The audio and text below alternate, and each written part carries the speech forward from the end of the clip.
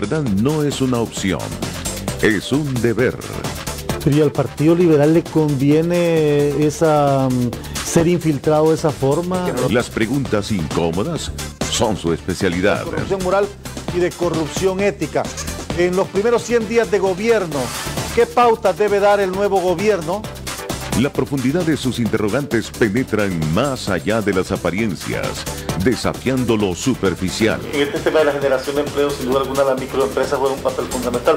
El problema es que muchas microempresas salen del mercado. Su capacidad de análisis redefine la entrevista.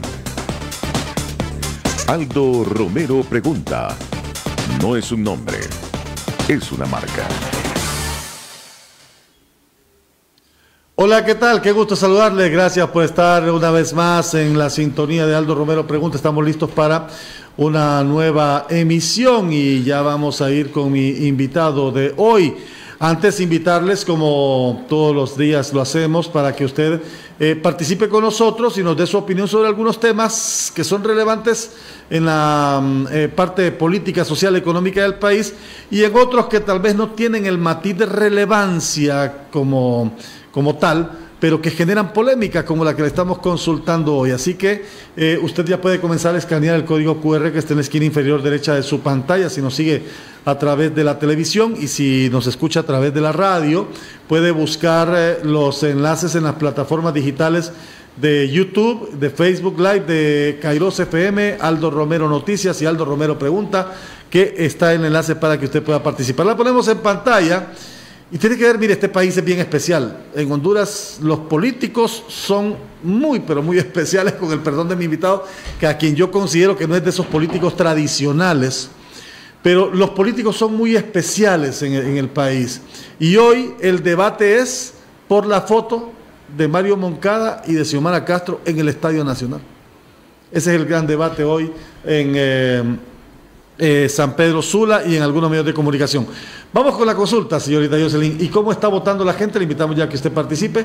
¿Está usted de acuerdo que el alcalde de San Pedro Sula haya retirado de los camerinos del Estadio Morazán la foto de Mario Moncada y ubicar en su lugar la foto de Xiomara Castro? ¿Qué piensa la gente, señorita Jocelyn? La gente está opinando y el 66.67% opinan no estar de acuerdo y un 33.33% opinan estar acuerdo.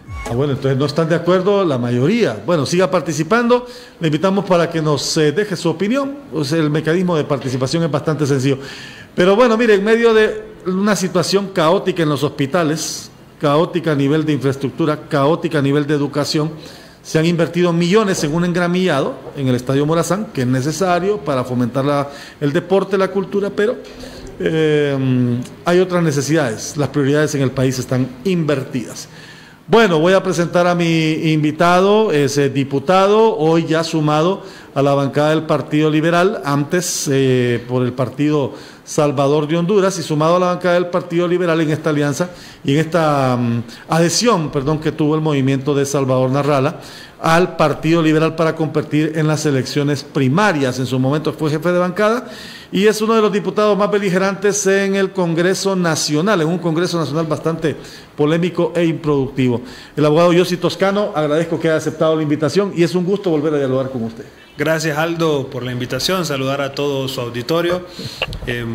Bueno, estamos acá muy alegres en este nuevo espacio, el cual felicitamos, Aldo. Gracias. Y deseamos el mejor de los éxitos, igual a esta radio, que es una bendición para el pueblo hondureño. Así que decirles que ahora en el Partido Liberal tenemos la misma visión: defender nuestro país, defender la democracia y seguir siendo beligerantes en un Congreso donde evidentemente el silencio de los que queremos algo mejor para Honduras sería un grave error. Nosotros no podemos callar y queremos que Honduras salga adelante. Usted es de Cortés, ¿verdad?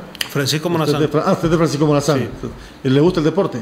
Sí, 100% apasionado del fútbol. ¿Qué piensa de esa polémica que se dio con esa foto? Póngame la pantalla, por favor. ¿Qué piensa usted de la polémica? Bueno, de hecho, yo presenté en este Congreso Nacional y está engavetado, lamentablemente, el proyecto de ley para reformar la ley de prevención de violencia en los estadios. Ese proyecto de ley lo trabajé junto a la barra Ultrafiel y junto a la barra Revolucionarios, Olimpia y Motagua respectivamente, y está engavetada, ya tiene 2 años de estar ahí. Luego vienen los mismos políticos tradicionales y se aprovechan de las desgracias producto de la violencia en los estadios. Así que eso está ahí, y lo hice con el mayor esfuerzo para que la juventud tenga estos espacios libres de la política tradicional y libre de estos vergonzosos actos. No es un tema de que si se quita la de uno y se pone la de otro, es que definitivamente mientras estos espacios estén secuestrados por la política tradicional y se utilicen justamente para que el pueblo hondureño sea engañado, evidentemente va a tener el rechazo. La encuesta que usted ha presentado es clara, la gente está totalmente en contra de que haya un rostro de un político en los estadios. De hecho, en este Congreso Nacional nosotros votamos a favor de que en ninguna obra tuviera el nombre de algún político, ninguna calle, ningún monumento, etcétera, porque eso se hace con fondos del pueblo hondureño. Y lo más vergonzoso es, y hay que decírselo al pueblo hondureño, es que ese rótulo que se puso con la foto del árbitro le costó al pueblo hondureño. Y el rótulo, que solo duró unos días, y se puso otro rótulo de la presidenta, le costó al pueblo hondureño. Al final de cuentas, el alcalde tomó la decisión de quitar la foto, pero del bolsillo del pueblo hondureño es que salieron estos rótulos. Sí, son polémicas, como le digo, tal vez no son temas tan trascendentales del país, pero son polémicas que a veces derivan la atención de los medios de comunicación y se utilizan también como globos sonda para evitar hablar de problemas concretos. Pero bueno, vale la pena conocer la opinión de la gente. He invitado al abogado Toscano porque, bueno, vamos a hablar de varios temas que son significativos, pero hablando específicamente del proceso electoral que se viene, yo soy uno de los que siempre digo que al margen de que vayamos a una elección primaria, un candidato debe tener una propuesta a presentar, ¿verdad? Al margen de que vamos a una primaria, que no es una elección definitiva, pero un candidato no puede esperar a salir de la primaria para decirle a la gente, tengo una visión de qué es lo que voy a hacer para gobernar. Me llamó la atención la presentación de Salvador Narrala de las 100 propuestas que plantea a nivel estratégico de lo que él planea hacer para gobernar. Y sobre eso quisiera que me diera su aporte, en el sentido de ¿son o no realizables las propuestas que presentó Narrala? Porque ya he escuchado algunas voces con relación a eso. Bien, hay que mencionar que es el primer precandidato presidencial que hace públicas sus propuestas, pero también aclarar que este no es el plan de gobierno. Entonces son propuestas que evidentemente van a estar de alguna manera desarrollándose durante su gobierno, pero que no son el plan de gobierno completo. El ingeniero Narrala tiene un equipo, un tanque de pensamiento que él ha denominado, que son profesionales de las diferentes áreas, y bueno, producto de ese tanque de pensamiento y del apoyo del ingeniero Narrala y su visión de país, salen estas 100 propuestas que están establecidas para un desarrollo a corto plazo. Evidentemente Honduras necesita hoy proyectos que puedan desarrollarse a corto plazo y poder desarrollar el país de manera inmediata. Uno de los que realmente más ha llamado la atención y que se está innovando, porque no ha existido en Honduras un gobierno municipalista. Salvador Narrala propone que su gobierno sea desarrollado por los alcaldes en las localidades, con las comunidades, que son las que conocen su problemática exacta, y evitar que el alcalde venga desde diferentes lugares del país, acá a la capital, y tenga que rogarle a los ministros y tenga que ir a rogarle a los diputados para que se desarrollen sus comunidades. Eso es injusto, eso Honduras no lo merece, de tal manera que eso también sería una lucha contra la corrupción, porque evitaría que algunos ministros o algunos diputados saquen ventaja de estar consiguiendo citas para los alcaldes, y también evitaría ese populismo con el cual iniciamos este programa, de estar diciendo que tal diputado o tal ministro tuvieron que ver en un proyecto que al final de cuentas es dinero que le pertenece a los diferentes municipios, y que los alcaldes, que son los que el pueblo ha elegido para que desarrolle sus comunidades, tengan los fondos suficientes. Sumado a eso, la ley establece que le corresponde a las alcaldías el 11% de las transferencias, y actualmente y durante todos los gobiernos únicamente se ha llegado a cumplir con un 5 o 6%. Eso va dentro de la propuesta y es la punta de lanza de las propuestas del ingeniero Nasralla. También en el tema de educación, yo he sido una de las voces que más ha criticado el hecho de que a las escuelas lo único que se le da es cemento y techo. Eso lo hacen todos los gobiernos, pero no tenemos educación de calidad. Nuestros maestros, que hacen un enorme esfuerzo con las grandes dificultades que se les presentan para poder impartir clases, no están siendo capacitados constantemente. No hay realmente concursos que sean equitativos y que no dependan de un color político. Y el ingeniero Nasralla propone innovar en la educación, que sea una educación 100% digital, que los oficios sean ya los del primer mundo.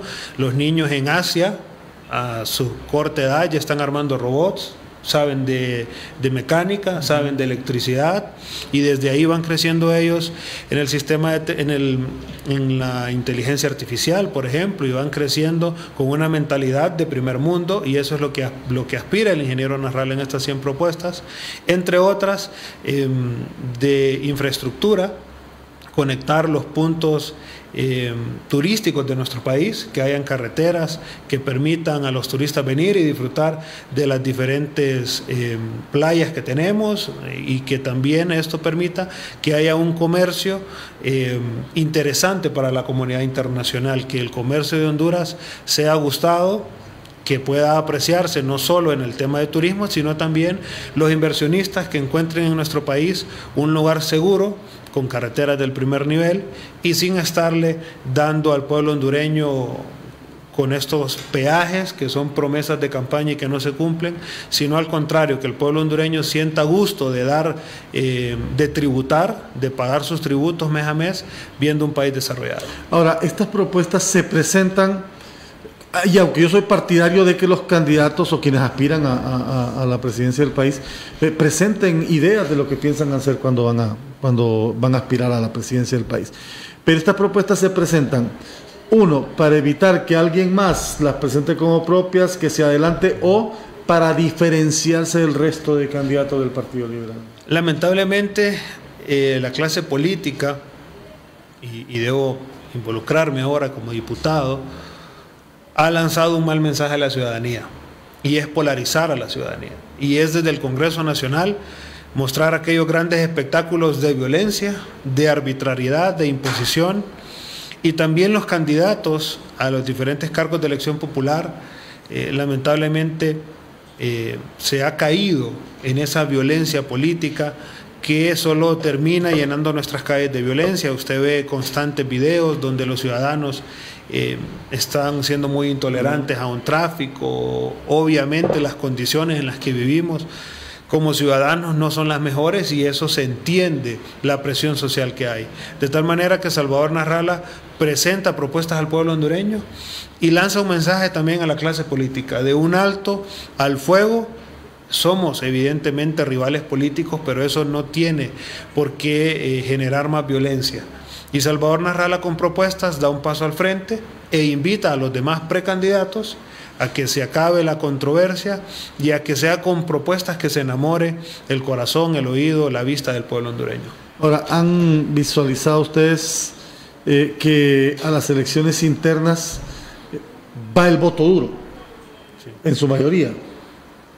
¿Cómo convencer a ese voto que no es parte del partido, que a menudo no va a una elección interna y que de repente dice, me parece que Nasralla es una buena opción, pero a menudo no va a una interna? Es muy sencillo. El pueblo hondureño dio un mensaje contundente después de 12 años del gobierno del Partido Nacional y masivamente acudió a las urnas. Y se le olvidaron los colores políticos. Teníamos nacionalistas, liberales, del Partido Libre, de Salvador de Honduras, del PINU, de los diferentes partidos políticos, votando no por Libre, sino porque se cansaron del gobierno nacionalista. Querían sentenciar el mal gobierno de Juan Orlando Hernández, y masivamente 1.7 millones de hondureños le dimos la presidencia a Xiomara Castro. Era tan alta la expectativa y tan mal gobierno nacionalista que estaba todo en bandeja, servido para que Libertad y Refundación hiciera un gran gobierno. Nosotros los apoyamos en la alianza, dentro del Congreso Nacional también los apoyamos fuertemente, aprobando el primer año todos los proyectos de ley que solicitó la presidenta Castro, y nosotros justamente por eso nos separamos de ellos, al ver que las promesas de campaña, las propuestas y todas las facilidades que tenían para gobernar bien fueron desaprovechadas. De tal manera que hoy el pueblo hondureño tiene claro que el candidato que hoy se merece una oportunidad después de toda su trayectoria en política en esta última década, de probar con derecha y con izquierda, de probar con los mismos con los que durante 40 años han estado al frente de la política, es el tiempo de que gobierne un hombre que ha demostrado ser anticorrupción, que ha demostrado no pegarse al poder. Pudo pegarse a Juan Orlando y disfrutar de las mieles del poder. Hoy pudo pegarse a Xiomara Castro, a Mel, y disfrutar del poder, y no lo ha hecho. Es un hombre diferente. Así que el pueblo hondureño tiene claro que las elecciones internas del Partido Liberal pondrán el próximo presidente de Honduras. Y el apoyo que Salvador Nasralla recibe constantemente en la calle lo tendrá que recibir en las urnas. Así que al pueblo hondureño decirles que la verdadera batalla es en las elecciones internas, en el Partido Liberal, y todo ese cariño que ha mostrado por Salvador Nasralla debe demostrarse en este periodo, en marzo, donde nosotros creemos que será histórico ver cómo el voto independiente, el voto que no había pertenecido a un partido político, viene a las filas del Partido Liberal a darle el voto a Salvador Nasralla. ¿Por qué debe votar la gente en esta elección?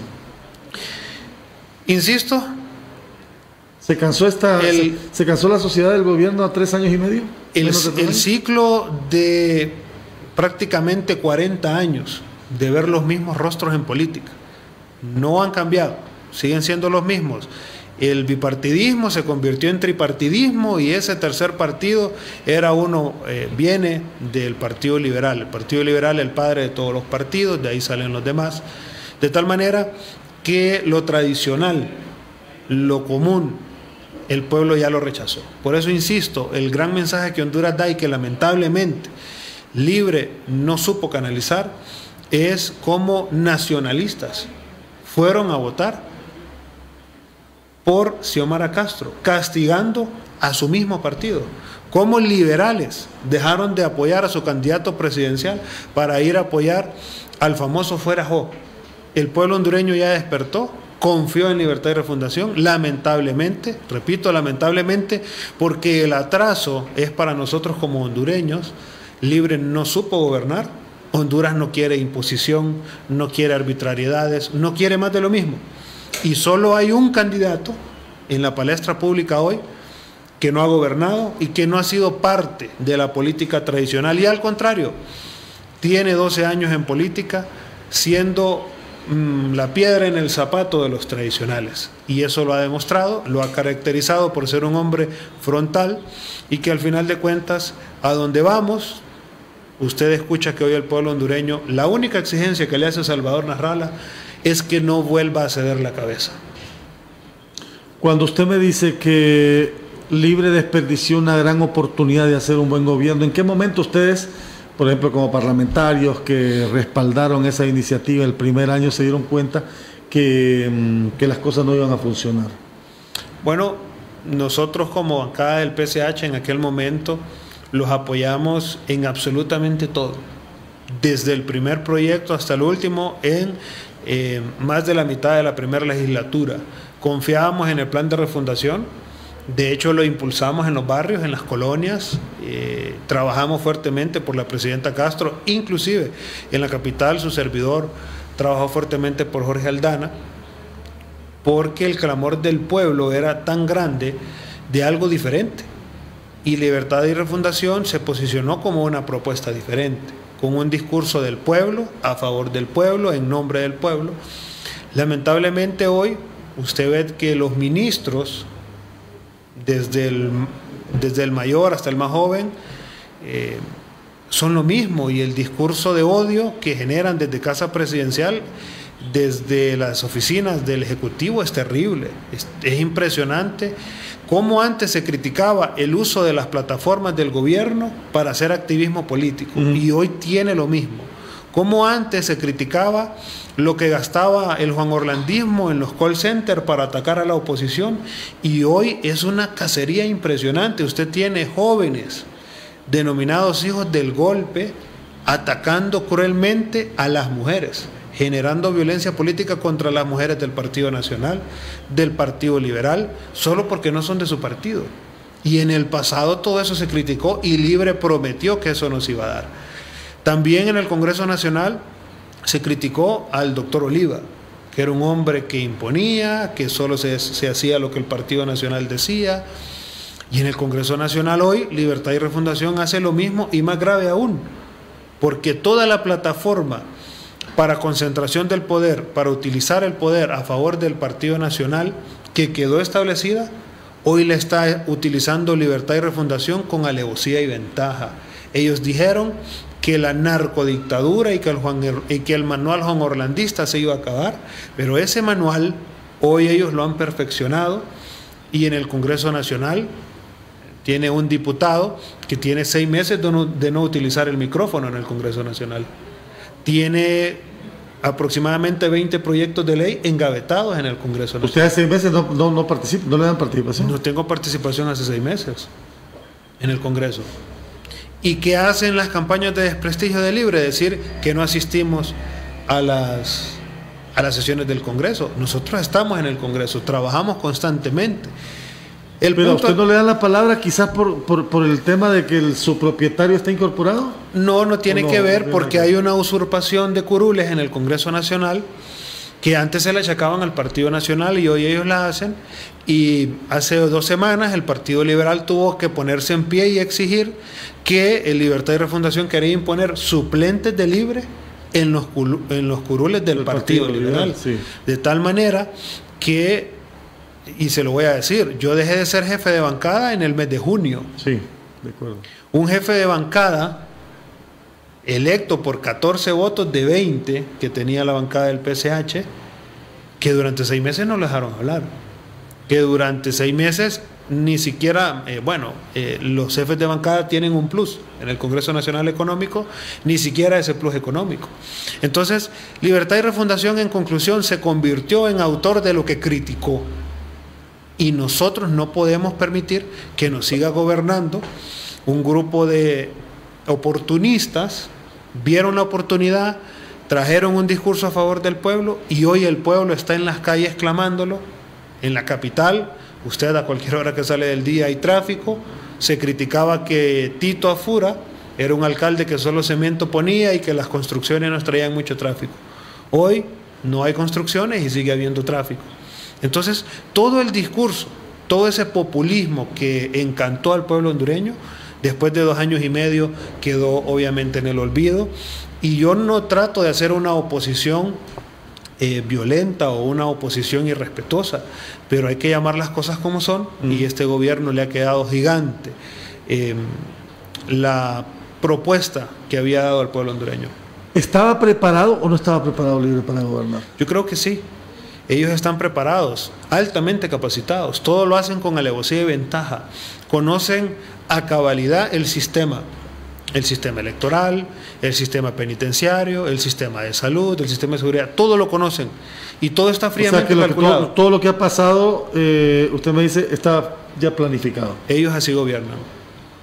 Ellos así gobiernan, esa es su manera. En el Congreso Nacional usted ve cómo constantemente se está deteniendo el Congreso. Ahora estamos en un Entonces, cada proyecto de ley que a ellos les interesa, como no tienen, no gobiernan consensuando, como no gobiernan, y es vergonzoso la excusa que dicen que es que no hay tilín en el Congreso.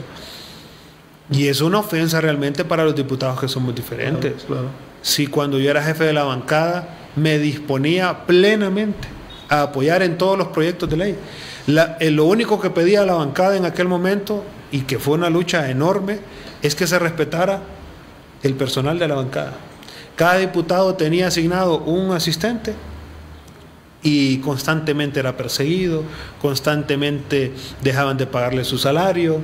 Hay algunos que tuvieron que demandar porque inclusive fueron despedidos en estado de embarazo, de tal manera que era la bancada que les ajustaba los votos y que siempre trataron mal, injustificadamente, de tal manera que la conclusión es que ellos gobiernan así, gobiernan con imposición, gobiernan con autoritarismo, y es completamente contrario a lo que ellos habían predicado. Voy a hacer una pausa, tengo algunas preguntas también relacionadas con la actividad en el Partido Liberal y quiero que me cuente si este paro legislativo que tenemos hoy será solo por lo del Congreso Infantil o tienen señales de convocatoria para aprobar este presupuesto, porque a menos de 2 semanas de hacer la convocatoria todavía no hay un presupuesto aprobado.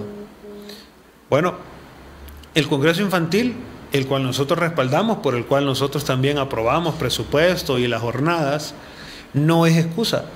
Mire, los niños que hoy están en el Congreso Nacional, más de alguno ha recibido clases debajo del sol, sí, con un aula que tiene goteras, que tiene carcoma, sin servicios sanitarios. Sin temor a equivocarme, más de algún niño que está en el Congreso Nacional hoy ha sufrido la inclemencia de los gobiernos tradicionales que no le dan prioridad a la educación.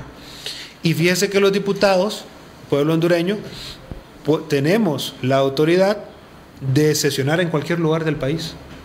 Nosotros no estamos limitados a sesionar en el Congreso. Entonces yo ayer hice una invitación a la Junta Directiva de Libre que hoy se intercambien los papeles. Como los niños están en aire acondicionado, nosotros vamos a las escuelas que están olvidadas y sesionemos debajo del sol y sesionemos con las sillas llenas de carcoma que esos niños están sesionando por las malas decisiones de este gobierno. Vamos a ir a la pausa y vamos a regresar para seguir dialogando con el diputado Yossi Toscano, miembro de la bancada del Partido Liberal y también de la estructura dirigencial del movimiento que postula a Salvador Narrala como precandidato presidencial en el Partido Liberal. Volvemos.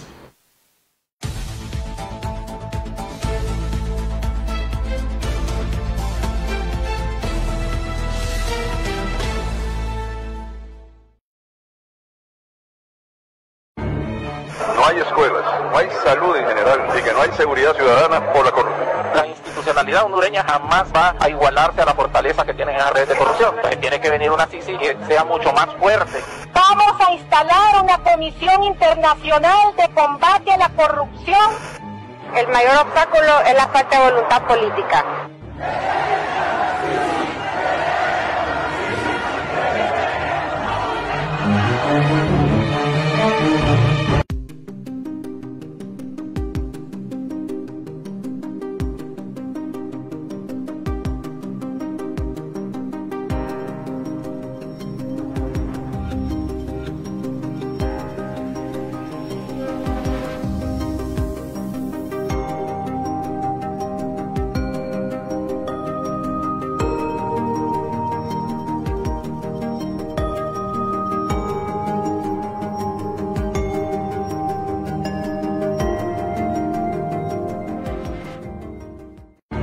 La CICI es una comisión internacional de combate a la corrupción que desde 2015 la ciudadanía ha exigido en las calles para acabar con la monstruosa corrupción que se mantiene impune.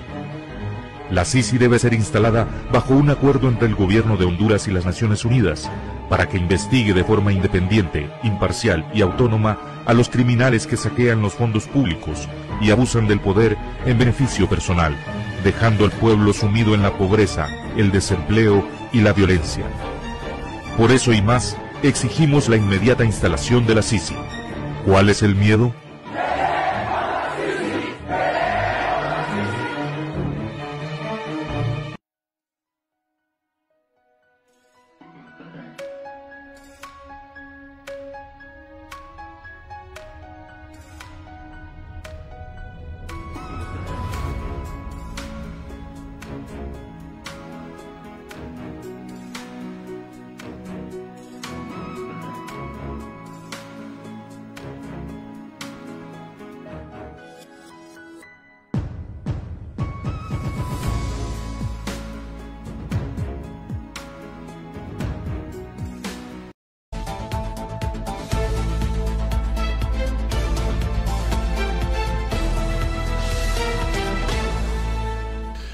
Estamos de regreso, ya después de la pausa. Vamos a invitarle a usted para que siga participando en nuestra encuesta de hoy. Vamos a seguir dialogando con el diputado Yossi Toscano, pero la encuesta de hoy la ponemos en pantalla, la invitación para que usted pueda escanear el código QR que está en la esquina inferior derecha de su pantalla y solamente lo escanea y va directamente al centro de votación.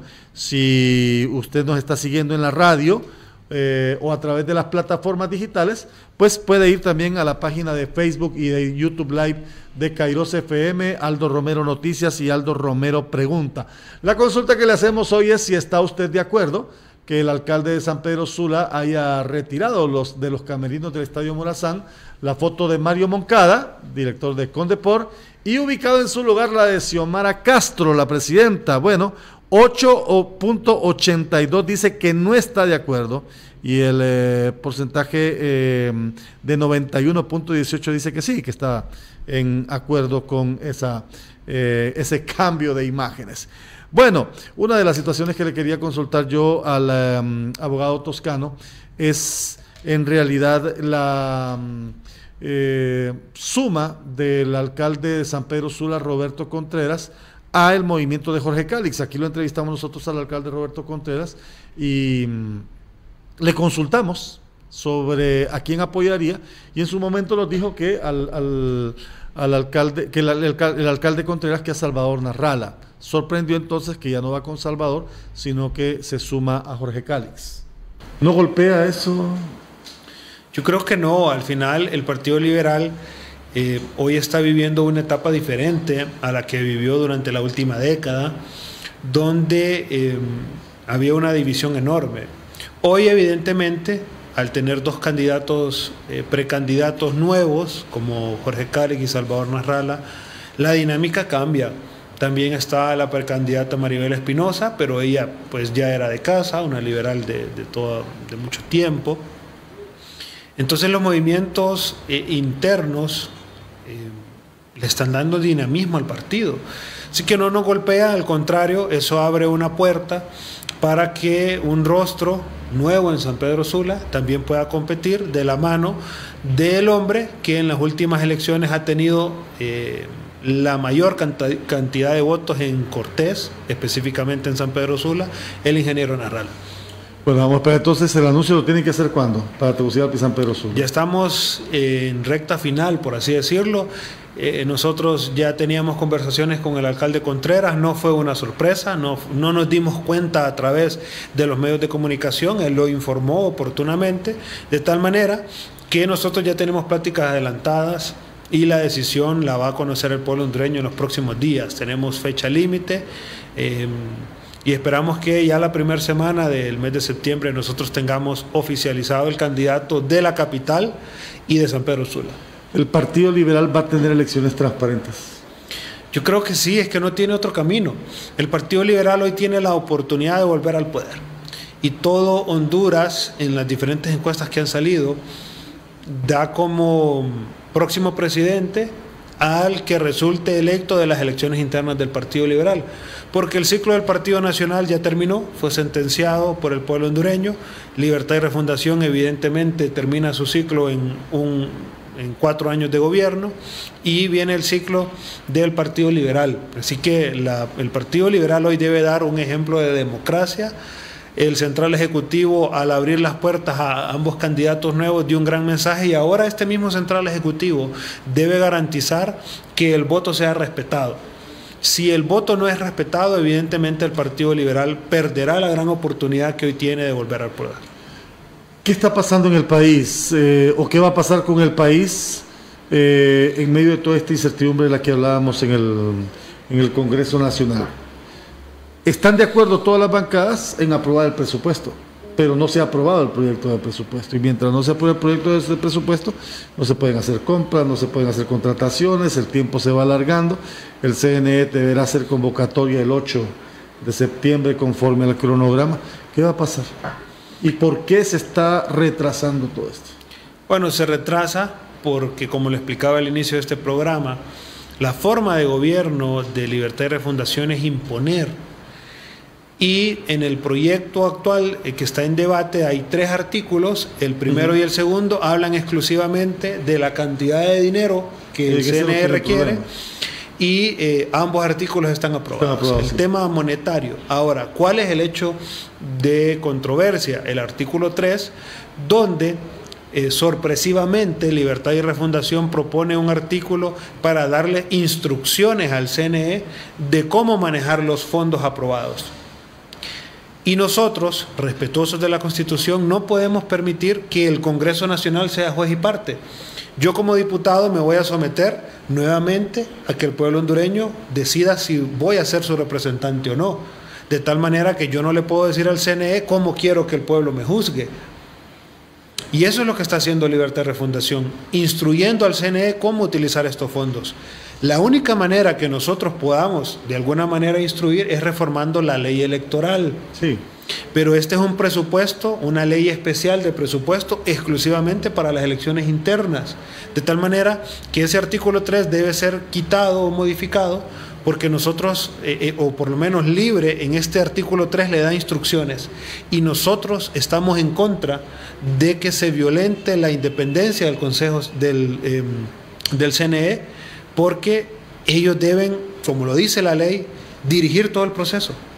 Ellos 3, los consejeros, deben ponerse de acuerdo en qué van a hacer, cómo van a hacer, cómo van a dirigir, en base a la normativa que ya está establecida. Ese recurso. Cómo se va a invertir, qué van a comprar, qué no van a comprar. Así que eso es lo que hoy está deteniendo, una imposición de un artículo no consensuado. De hecho, ayer lo decía el diputado Antonio Rivera, que es miembro de la Comisión Electoral, que ese artículo 3 ni siquiera en la Comisión Electoral del Congreso Nacional fue debatido. Así que para nosotros eso es sorpresivo. Igual lo dijo el jefe de bancada del Partido Liberal, Mario Segura, que él no tenía conocimiento y que no fue consensuado con él como jefe de bancada. Así que no nos extraña estas arbitrariedades. Y, ¿quién lo incluyó entonces? Porque el proyecto lo presenta la comisión, o lo presenta... El proyectista, el proyectista al final de cuentas termina siendo la comisión, porque una vez que ya el proyectista presenta esto a la comisión electoral toma control absoluto. Y ellos generan, quitan, ponen y mandan a votación dentro de la comisión si eso se aprueba. La comisión la dirige el señor Hugo Noé Pino, de Libertad y Refundación, y es Libre al final el que trae sorpresivamente este artículo 3 que no venía dentro del proyecto inicial. De tal manera que, insisto, si ellos querían este artículo 3 y dirigir el proceso, bueno, lo mínimo era consensuar con las bancadas. Lo mínimo era hablarle a los jefes de bancada y que los jefes de bancada transmitieran a los demás diputados si se aprobaba o no. Pero eso implicaba una reforma a la ley, ¿o no? Es que bajo el argumento de Libre no aplica una reforma porque es una ley especial. Pero desde la normativa jurídica y estricto derecho, evidentemente, si usted genera una ley especial que va a trastocar la ley electoral o la Constitución, automáticamente está haciendo una reforma. Y el único procedimiento para hacer una reforma de este tipo es someterla y que 86 votos la aprueben, no 65. Claro. Las reformas electorales son de obligatorio cumplimiento con 86 votos. Entonces, ¿nosotros qué proponemos como diputados de la oposición? Bueno, reformemos la ley electoral, pero en el paquete metamos la segunda vuelta. Metamos el tema de la ciudadanización de las mesas. Hablemos de voto electrónico, porque hoy están hablando de un acta digital. El acta digital, sí. Bueno, pero si todo va a ser digital, entremos a ese proceso realmente como país. No estemos solo queriendo manipular un acta y el sistema de votación que sigue haciendo con crayola. Entonces hay que ser coherentes y congruentes, y como Libertad y Refundación no lo está haciendo, hoy solo nos queda seguir haciendo las insurrecciones para que la voz del pueblo sea escuchada. El problema en este Congreso, del que usted es parte, y a veces creo que va a ser complejo, ¿verdad? Ser parte de una organización que no genera las expectativas que tiene la gente. Pero el problema con este Congreso es que todavía no hay convocatoria para continuar con el debate, ¿verdad? No, se suspendió. Se suspendió. ¿Qué pasa si este paro se sigue extendiendo, por ejemplo? Bueno, yo creo que Libertad y Refundación se sigue exponiendo porque evidentemente ya no tiene el calor del pueblo, ya no tiene el cariño del pueblo. Así que le queda obviamente estructurar bien la estrategia que van a utilizar para seguir manteniéndose en el poder. Pero evidentemente el presupuesto va a ser aprobado y lamentablemente, como todo en este Congreso Nacional, fuera de tiempo, fuera de orden, y lo más grave aún es que cada día que el Congreso Nacional se para es un día más que abonamos, lamentablemente, y tengo que decir abonamos, los políticos en los problemas de este país. Sí. El Congreso, el presupuesto va a ser aprobado, ¿ves? Sin duda, pero va a ser aprobado cuando Libre quiera, cuando Libre lo someta a votación. Y ese es otro de los grandes problemas, Aldo, que al pueblo hondureño se le dijo que se iba a acabar. ¿Qué se decía del doctor Oliva? Que era que él se imponía y que se iba a reformar la ley orgánica del Congreso. Pueblo hondureño, el gran problema del Congreso es la ley orgánica, porque la ley orgánica le da poder absoluto al presidente del Congreso. Sí. Esa se reformó con Juan Orlando, creo que se reformó. Entonces, el gobierno, el Juan Orlandismo nos dejó ese gran problema, sí. Pero la promesa de campaña fue derogar esa ley y que fuera una ley que tuviera los pesos y los contrapesos como en toda democracia. Pero hoy ese manual Juan Orlandista es el que está utilizando Libertad y Refundación para concentrar el poder en el Congreso Nacional, y ellos tienen a criterio en qué momento aprueban o no un proyecto, en qué momento se suspende o no una sesión, de tal manera que sin duda se va a aprobar el presupuesto, pero va a ser fuera de tiempo. Fuera de tiempo porque estamos a pocos días de que se tenga que hacer el llamado oficial del CNE, y ya al muy estilo de este gobierno será a última hora que se aprobará. Pero me interesa quedar claro, ¿se va a aprobar con los votos de la mayoría de diputados? Sin duda, hoy... ¿O se va a aprobar como se aprobó la nominación temporal del fiscal? Sí, aclarar que los dos artículos referentes a presupuesto, a dinero, eso está votado, bien, sí. Aprobado. Sí, eso sí. Bueno, no aprobado porque no se ha finalizado. Pero la mayoría de diputados está de acuerdo. Pero el artículo 3, que es el hecho en controversia, definitivamente no va a contar con los votos de la oposición. De tal manera que, insisto, solo queda eliminar las líneas donde Libertad y Refundación quiere instruirle al CNE cómo manejar el proceso, o en su defecto, derogar por completo ese artículo 3 y decir que el Partido Liberal, a través de la abogada Espinosa, justamente hizo una propuesta para que se quitaran las líneas donde se le daban directrices al CNE y se estableciera que los fondos fueran utilizados exclusivamente para este proceso primario y nada más, porque no podemos decir ni girar ninguna instrucción, porque eso violenta la independencia y autonomía del CNE. El CNE todavía no se ha pronunciado sobre ese artículo 3. Bueno, ya hay pronunciamiento de dos consejeros del Partido Nacional y el Partido Liberal. Evidentemente el tercero es de Libre y no esperamos alguna mención. Sin embargo, indistintamente del pronunciamiento del CNE, el pueblo hondureño debe tener claro que estas crisis son generadas por el abuso de poder, por el abuso de los beneficios partidarios, por decisiones que no involucran a la mayoría. Y es justamente lo que nosotros criticamos, por lo que nosotros alzamos la voz y por, al final de cuentas, por lo que nos han denominado diputados de oposición. ¿Cree usted que nos pueda llevar este conflicto a alargar los periodos, los plazos, mover los plazos de fechas de elecciones? Incluso algunos hablan hasta mover un año más la gestión gubernamental. Eso se ha movido en los pasillos del Congreso, no voy a decir que no. El pueblo hondureño debe estar en alerta, está en peligro la democracia. El no aprobar en tiempo y forma los presupuestos evidentemente son una manera de boicotear los procesos democráticos. Sí tenemos que hacer un llamado a Libre para que reflexione. Están poniendo en peligro la democracia y todos los partidos de oposición hemos dicho que queremos elecciones. Y si el pueblo hondureño quiere volver a darle a Libre el poder, que sea el pueblo hondureño que lo decida de manera transparente. Pero qué casualidad que acaban de terminar las elecciones en Venezuela. Fue una gran comitiva, numerosa e injustificada a Venezuela. Y lo que vemos es que los lazos entre Venezuela y Honduras se han fortalecido. Y evidentemente, una vez que aterrizaron en Honduras toda esa comitiva, de la noche a la mañana, empezaron a hablar de procesos electorales, de actas digitales, y de toda esta estrategia dilatoria del proceso de elecciones. Así que nosotros como diputados de oposición estamos en vigilia y hacemos un llamado al pueblo hondureño a que alce la voz, a que no deje que Libertad y Refundación nos quite la esperanza de entrar en un proceso democrático como hemos estado acostumbrados. Con todo lo que se criticó al Juan Orlandismo y todo lo que se habló de una narcodictadura, porque ese era el discurso de Libre antes, fuimos a elecciones y los derrotamos en las urnas democráticamente. Así que nosotros esperamos que Libre se someta a este proceso electoral. Para usted, ¿cuál es el riesgo con el acta digital? El tema del acta digital ya ha quedado demostrado en Honduras. ¿Es la misma acta escaneada? No. No, es diferente. Ajá.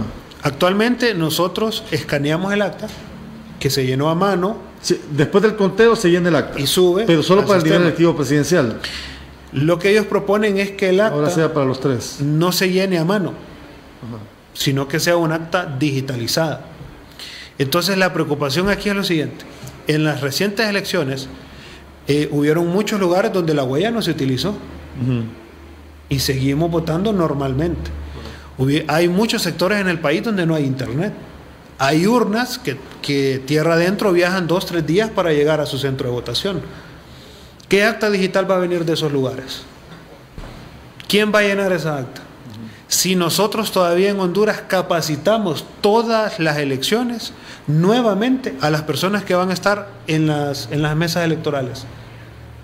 Gran parte del capital que utilizan los partidos políticos es para capacitar a la gente, para llenar a mano. Sí. O sea, no tenemos el tiempo ni la infraestructura para que estemos hablando de realmente digitalizar el proceso. Con el acta digital desaparece el acta a mano. Correcto, eso es lo que pretenden. ¿Y quién va a digitar los datos? Bueno, por eso hay una serie de preguntas sin respuesta que ellos están promocionando. Lo que hicieron fue tirar globos sondas. Por ejemplo, no sé qué miembro de la Junta Directiva del Congreso habló de actas digitales. No sé qué miembro de la comisión habló de la importancia de que ahora se hubiera registro en los 3 niveles de elección popular. Sí. Y hoy, repito, de la noche a la mañana, casualmente llegando del viaje que fueron a observar a Venezuela, están hablando de cosas que en el pasado no se hablaron, que no están dentro de ninguna propuesta. E inclusive la comisión electoral que preside, creo que Russell Tomé, la única reforma electoral que está presentando y que ha trabajado durante 2 años y medio es la ley procesal electoral. La ley procesal electoral no viene a resolver absolutamente nada en el país, porque eso solo le va a establecer al Tribunal de Justicia Electoral los tiempos para las diferentes demandas o las diferentes quejas que puedan llegar. Eso se trabajó en 2 años y medio. ¿Cómo pretenden que durante 15 días se debata sobre un acta digital? ¿Bajo qué infraestructura? ¿Bajo qué mecanismos?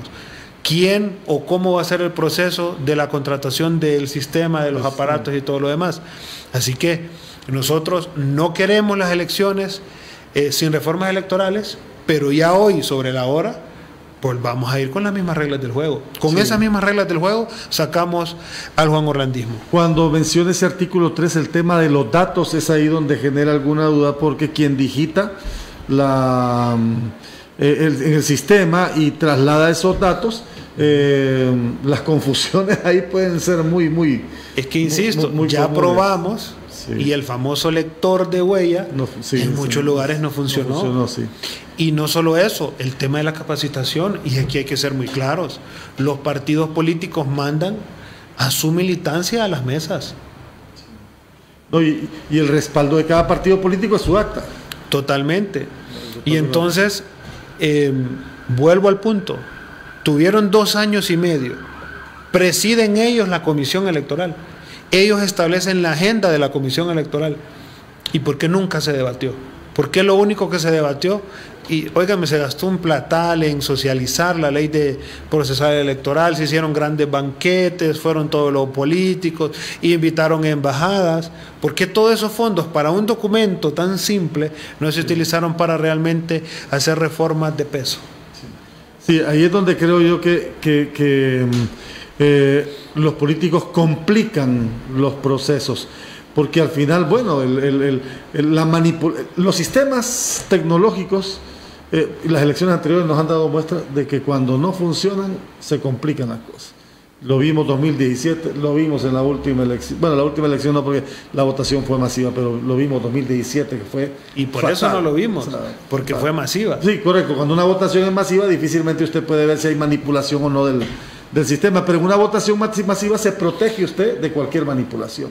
Totalmente. Y lo otro, solo para cerrar este punto, los procesos electorales internos y primarios los dirigen los partidos. Sí. Yo no voy a ir como liberal a meterme al proceso nacionalista ni al proceso de Libre, de tal manera que hoy de la noche a la mañana también Libre está preocupado por lo que pasa en el Partido Nacional. Con el sistema se puede manipular las tres elecciones. Totalmente. Sí, se puede manipular las tres elecciones y ese es el gran riesgo. Ojalá que podamos tener respuestas prontas para que no nos lleven más allá y evitar ese riesgo de, ¿cómo le llama usted? De peligro de la democracia. Totalmente. ¿Verdad?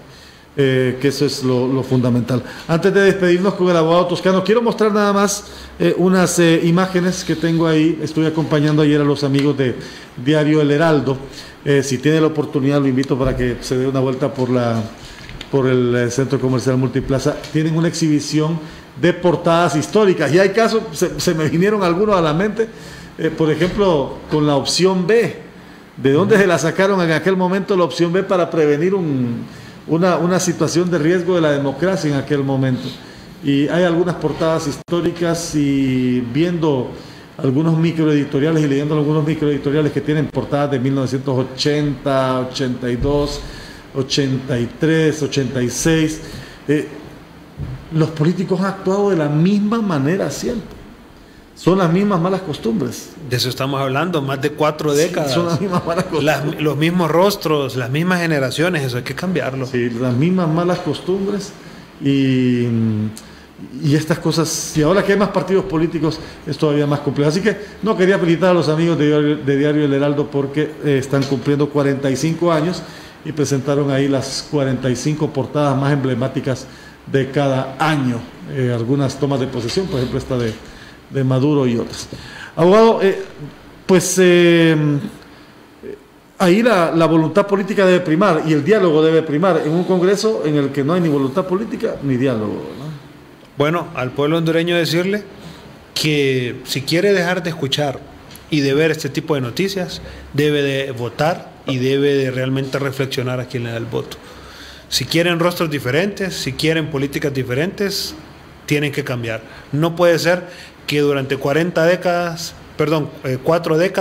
se esté votando por los mismos y que el pueblo hondureño espere resultados. Yo creo que hay que poner un alto a este tipo de políticas y solo va a cambiar con nuevos rostros. Fíjense que yo, ya para ir terminando, fui de los que me alegré cuando miré cómo había quedado estructurado el Congreso en medio de todo el manejo que habían tenido ellos, de que la población no le dio a ningún partido político la mayoría para obligar a concertar, pero parece que esa apuesta no salió bien.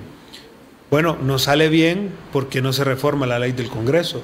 Si se cumple, y yo creo que eso debe empezar a ser un clamor popular, que se derogue la ley del Congreso, esa ley que le da poder absoluto al partido que gobierna, a su junta directiva, eso va a cambiar las cosas.